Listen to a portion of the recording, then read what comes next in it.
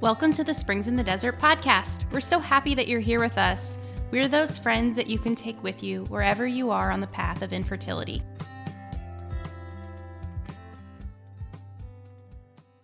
Hi, everybody, and welcome back to the Springs in the Desert podcast. I'm Ann, and I am here with my friend Cassandra. Hey, Cassandra. Hi. Well, we have such a great show for you today. I want to get right into it because we have a very special guest with us today. Dr. Marie Meany is a specialist on the French philosopher and mystic Simone Weil, on whom she has written 2 books. Dr. Meany holds graduate degrees in modern languages and philosophy from Oxford University and the International Academy of Philosophy in Liechtenstein. She taught at the University of Villanova in Philadelphia before the birth of her daughter. And her previous work on infertility has been published in French, German, Croatian, and Spanish. And so we have been so excited and waiting for this opportunity to speak with Marie about her book, When Expecting Doesn't Happen, Turning Infertility into a Journey of Hope. So welcome, Marie, and thank you so much for coming on the podcast. Thank you so much, Ann. I'm very excited to be here with you today.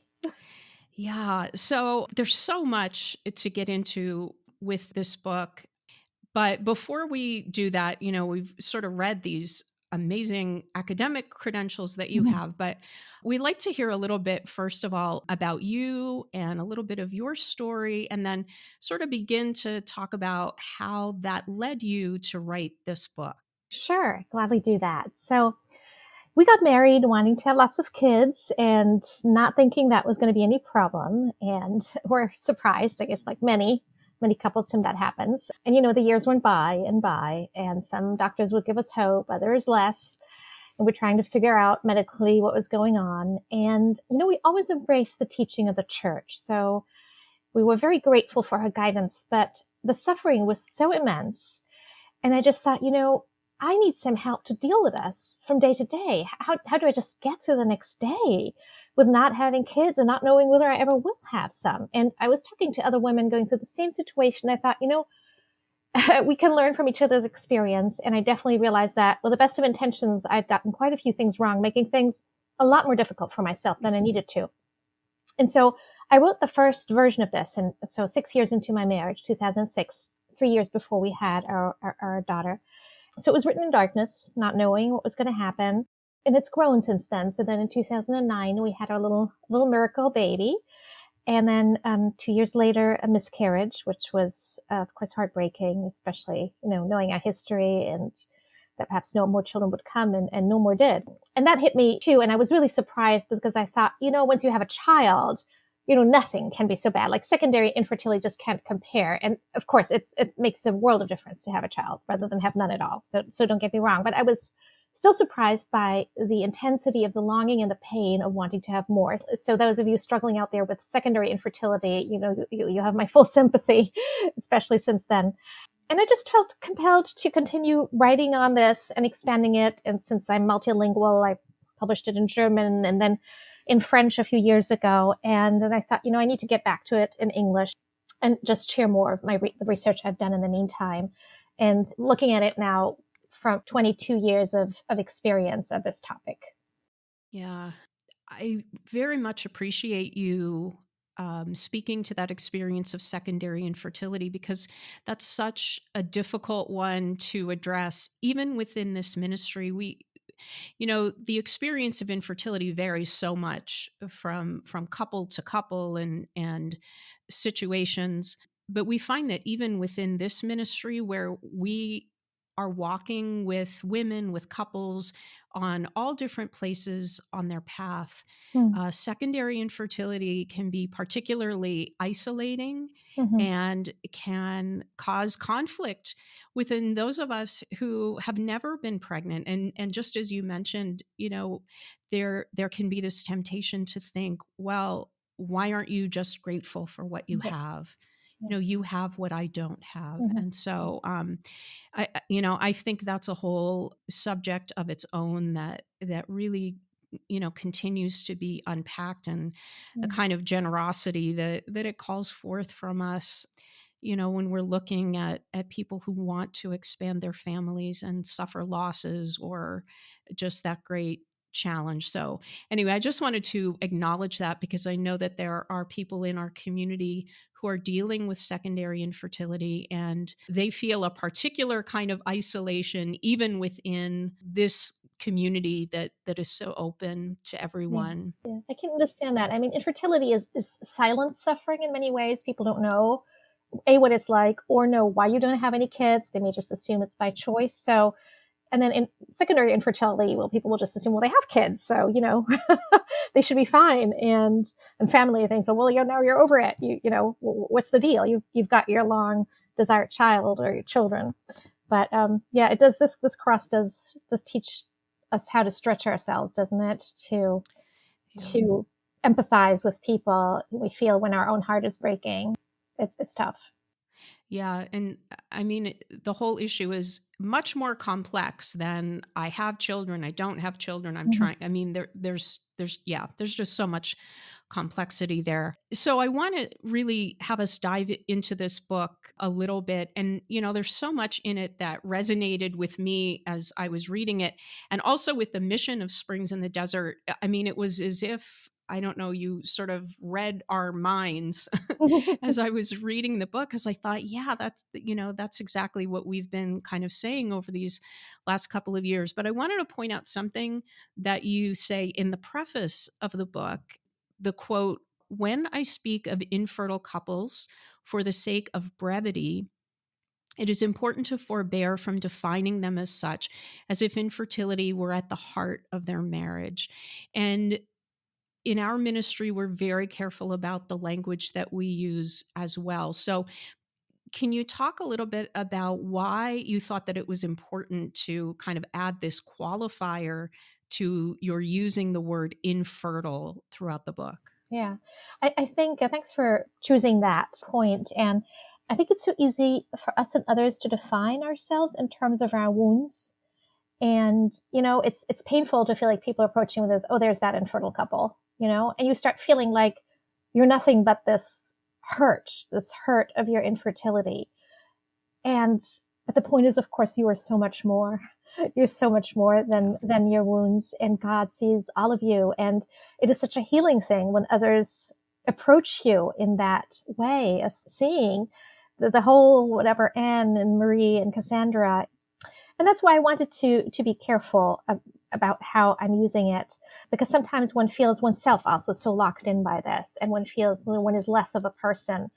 And in some cultures, of course, it's particularly hard because sort of your fertility, your having children or not, sort of add so much to your prestige and your social status. And for men, it can be particularly difficult in certain cultures not to be the father of any living children.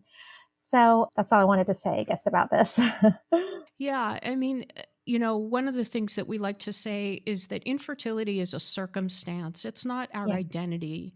Yeah. And so even if we are not fruitful in this one particular way, very important, significant way, that doesn't mean that us as individuals, or certainly that our marriages are just dry and barren and lifeless. Yeah. I mean, it's this paradoxical situation, isn't it? So on the one hand, so marriage is sort of built towards being fruitful, to generating life. It's not any less of a marriage or any less value if you don't have any children. But at the same time, because it's so geared to having children, that means it makes it so particularly painful not to have them. Now, I can really empathize also with priests or religious who don't have children and have to make a real sacrifice of that, of saying, I will not have children. But it's not like their vocation is geared towards having biological children in the first place. And as you said, and yes, of course, there's fruitfulness on a much deeper level, and that's still there, and it will express itself differently, though that doesn't take any of the pain away. But yes, I think it's so important to realize that one's marriage is just as full and rich as that of any couple who has 10 kids and whose house seems full to bursting with life and things that happen. It's amazing to me how strange even the phrase infertile couples sounds now, because I'm so used to being like, couples, walking the path of infertility, because we are, we are very careful, and we would talk about, the path and the couple, and never use that word basically in that way. So it's funny, even to me, just being involved with this ministry, how weird that phrase sounds. Mm. Yeah. Yeah. But that's why I appreciated you, Marie, because of course, when you're writing a book, it makes a lot more sense. But so appreciated you sort of making that qualifier, because we can so associate this infertility with our identity, and with our worth and the worth of our marriages and all of that. So yeah, so I think that was a really important and encouraging kind of qualifier that you added. So in our ministry, we talk a lot about the grief of infertility, the grief, even if we've never been pregnant, if we've never lost a child, but that infertility itself is a real loss to be acknowledged, and that we need to work through. Yes. And your book, I think, does such a beautiful job addressing that grief. So before we get into how the people around us handle our infertility or don't, stay away from the subject of our infertility, just to talk for a moment about why it's so important for us to acknowledge grief and anger and jealousy and all of those kinds of emotions when we ourselves are dealing with infertility. Very, very good questions. I mean, infertility has been compared by some to the loss of a child, of a live child. And it really is for some. Now, it's not a tragedy for everyone. Some people can shake it off. It doesn't matter much to them that they don't have kids or less than they want. For others, it's painful. And for others, it's absolutely crushing. So you're not doing anything wrong, by doing in one of the camps and not in the other two. But it certainly is extremely painful for a lot of people. And just as you wouldn't expect parents who, let's say, lost their 5-year-old in a tragic accident, you wouldn't expect them to sort of skip and jump through life and hold it all together, but to go through deep mourning. So the same is the case with us. We have to deeply mourn the fact that we don't have any children, or less than we would like, or have lost them in miscarriage. And even if that's, or especially since that's often not recognized in society, though I do find within the Catholic world, for example, that there's a lot more awareness now than there was 20 years ago when I started.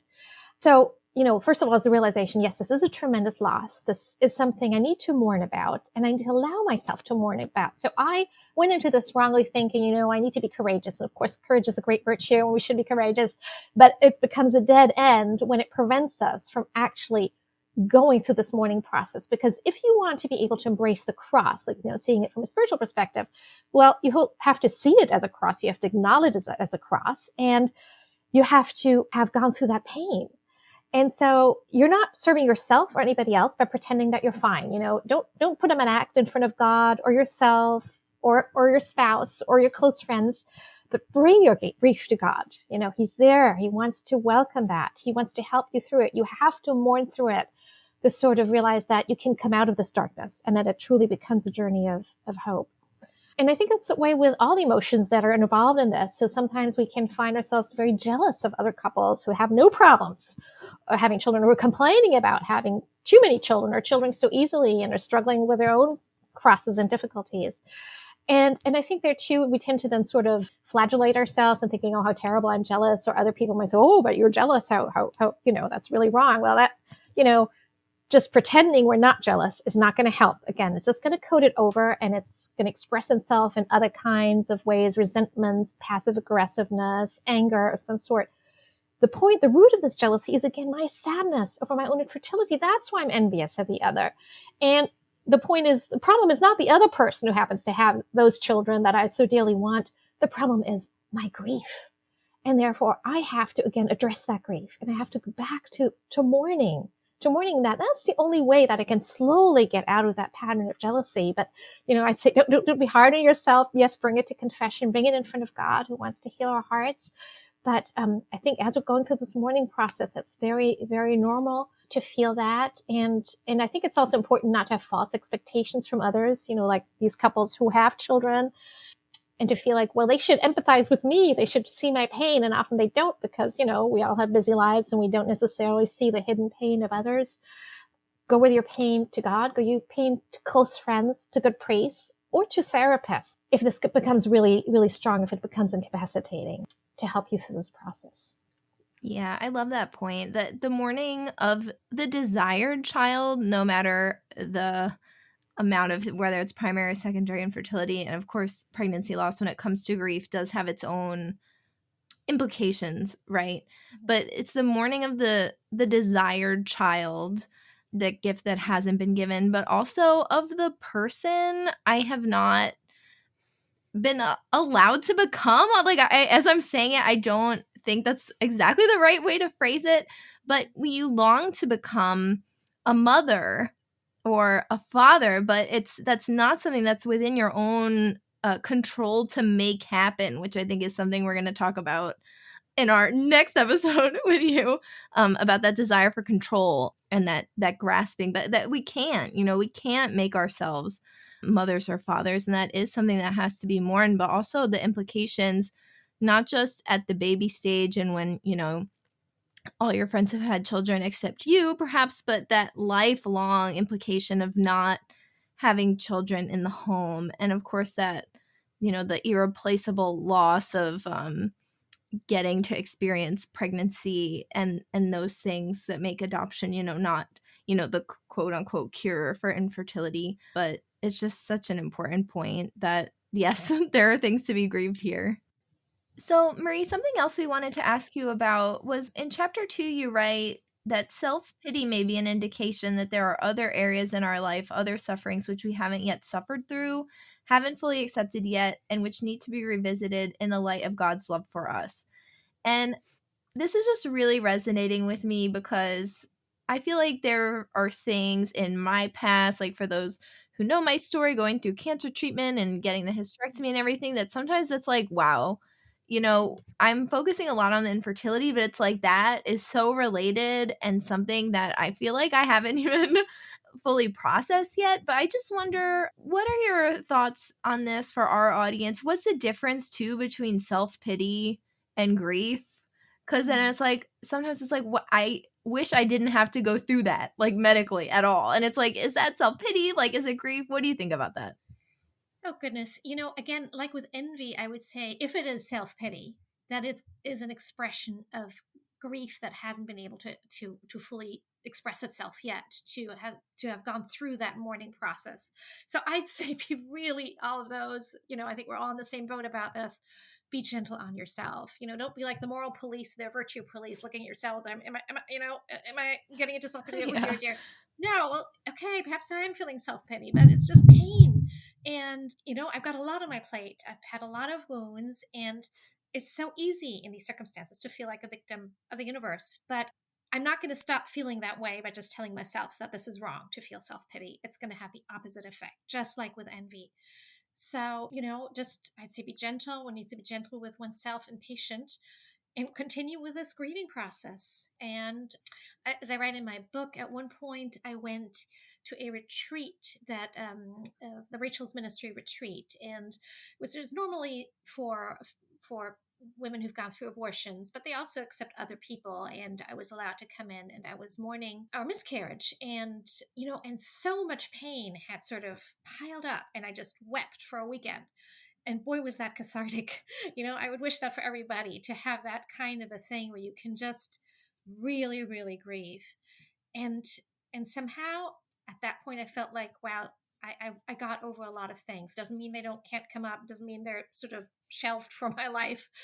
But, that kind of a feeling of I'm so crushed by that. And, it's normal to feel crushed by things that are so bad. And Christ felt crushed by his cross. He fell 3 times. He wasn't saying to himself, oh, I shouldn't have fallen. No, it's normal to feel crushed and to fall on the ground at certain points.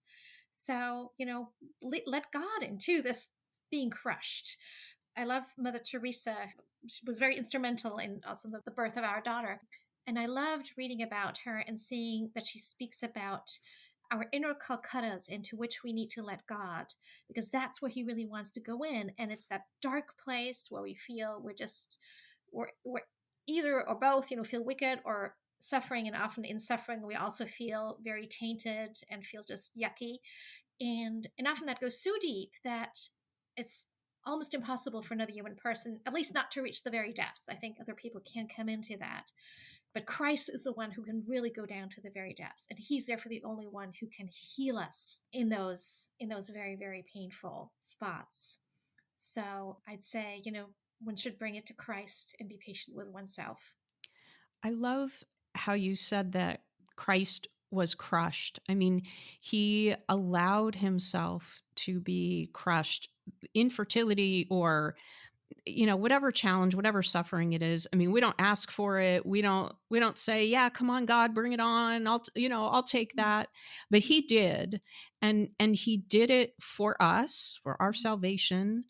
But he also, I think he wanted us to look at him and to say, wow, Lord, like you've come down into these depths that you're talking about with me. Like you are here with me, and you fell under the weight of that cross. And it's okay if sometimes the weight kind of pulls me down. But, also to recognize that, Christ is there. Christ rose from the dead. Like Christ is there to pick us up as well. And so, yeah, just this idea of giving all of this to him and like saying, Lord, I feel crushed right now. Just telling him, laying it out for him. He already knows, but he wants us to be able to say that and to call out to him and to have him be with us and sit with us in that grief and all of that stuff that comes along with this experience. I want to talk about some of the advice that you offer to family and friends. But first, I really want to point out another section in the second chapter of the book, which is When Expecting Doesn't Happen, Turning Infertility into a Journey of Hope by Dr. Meany, that I really loved, where you talk about divine mind reading. And this is something that I really resonated with.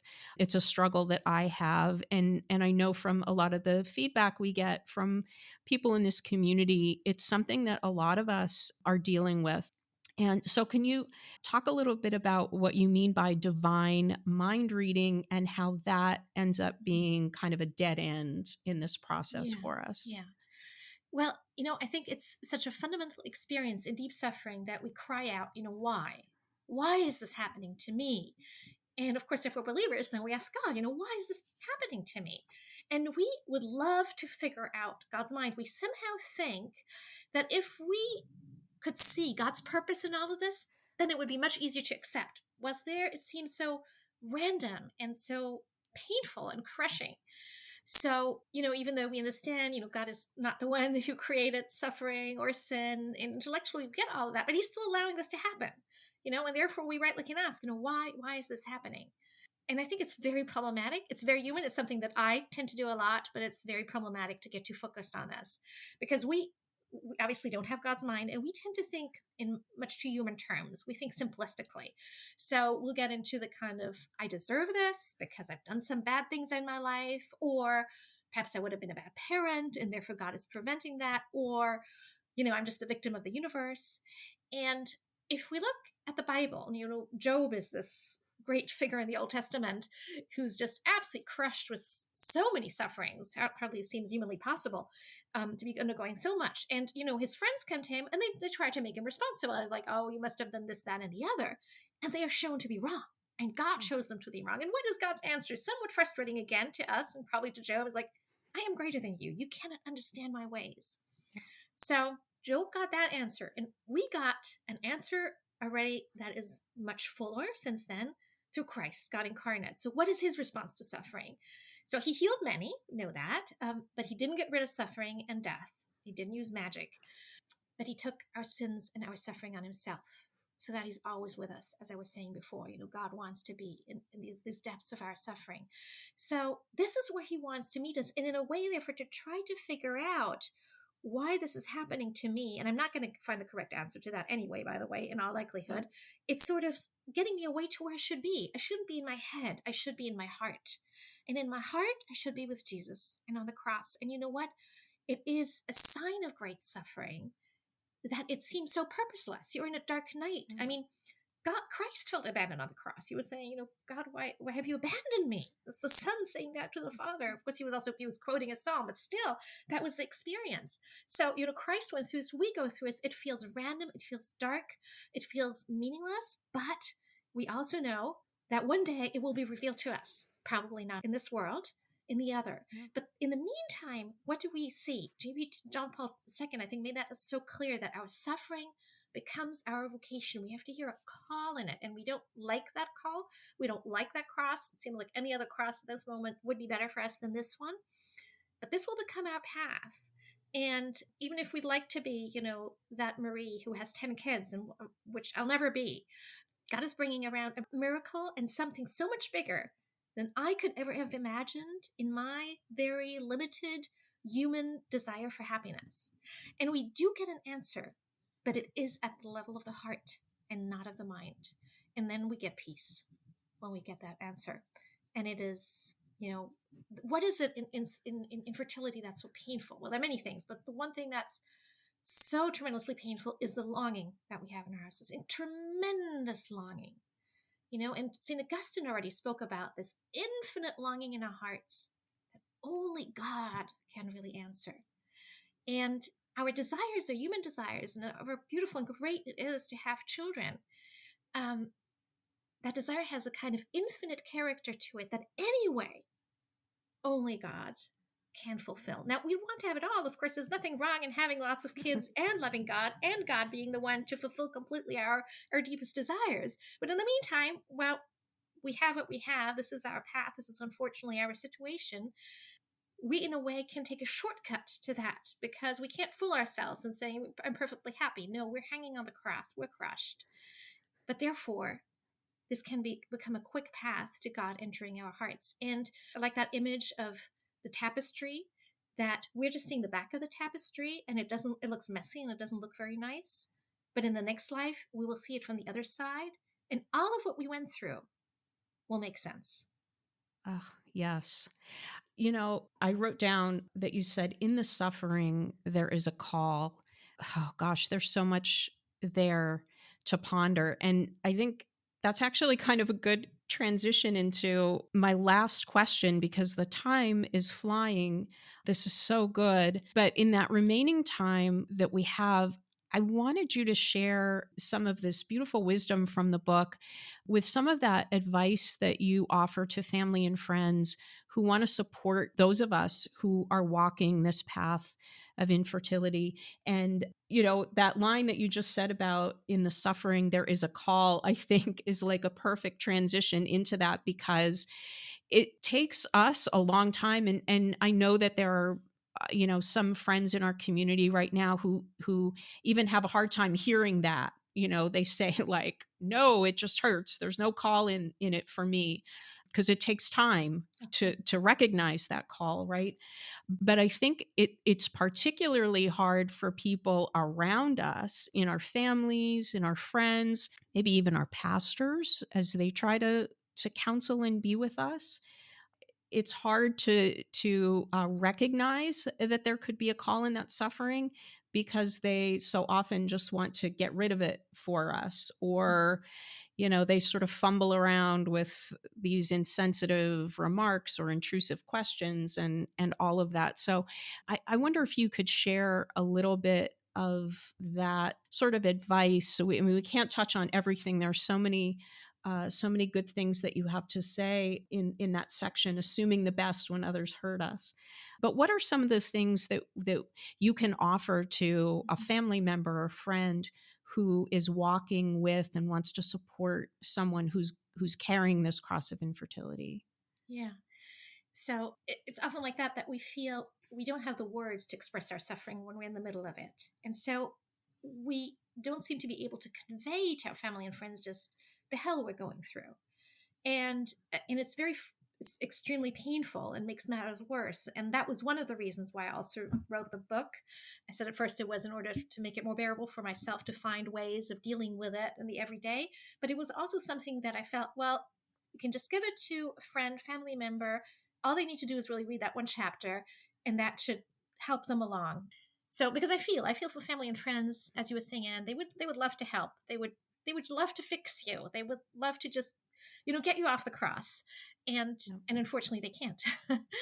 and so there are just a few sort of very basic things to follow. So the one is to not bring up the topic. So you just don't address it. At most you can say, look, I'm here for you if you ever want to talk about it. So just show your willingness, and that's it. And then don't feel offended if the couple suffering from infertility never talks to you about it. That's okay. That's their choice. They have to do what works for them. And you may know some great doctors and some great methods or whatever. Still, don't think that you can solve the problem, and don't think that you're the one who should go up to the couple. If you get into the topic naturally, if the couple comes to you and wants to talk to you, or one of them, and then you can say, as you're discussing it, oh, and I have this great thing. Well, then do.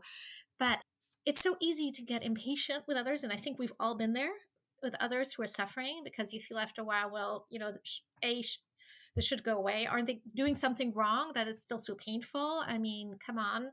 Other people go through terrible crosses too. And shouldn't you be at a different spot? Well, I think that we have to all realize that we can't read the hearts of other people. We don't know where they should be. But the point is that they are at this point for whatever reason, and very likely not by their own fault.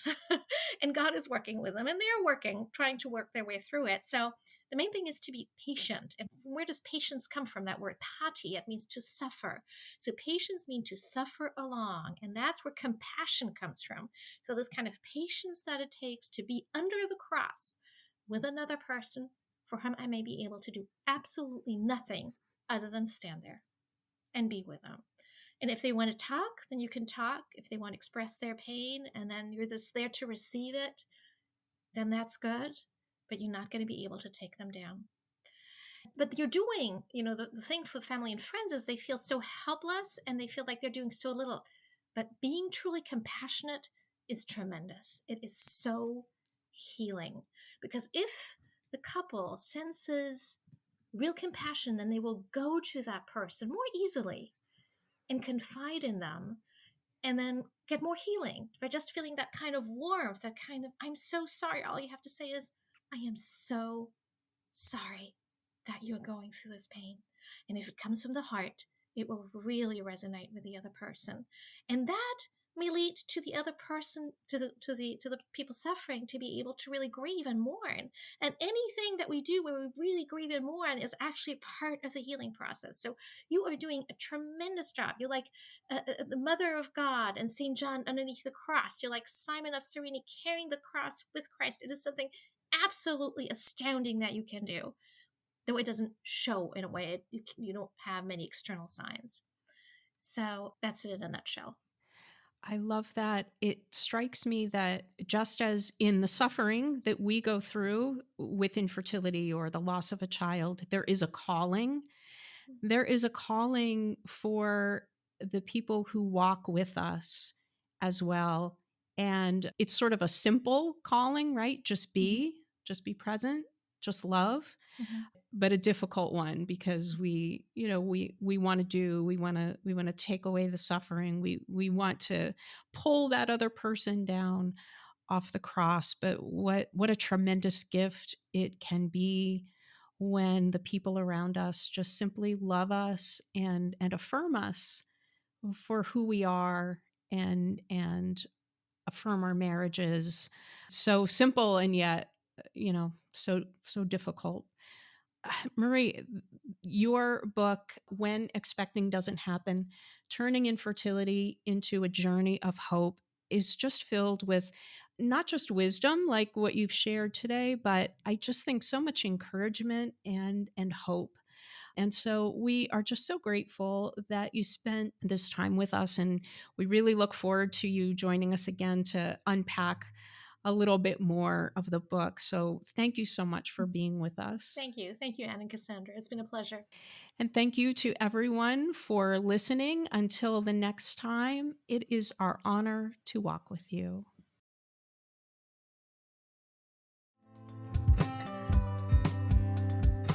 Thank you so much for joining us for this Springs in the Desert podcast episode. If you have a minute, please rate and review us so that we can reach more listeners. Check out our social media pages on Facebook and Instagram. And go to our website, springsinthedesert.org, where you can sign up for our newsletter and hear about more things that we have going on. Most importantly, remember that God loves you so much, and so do we.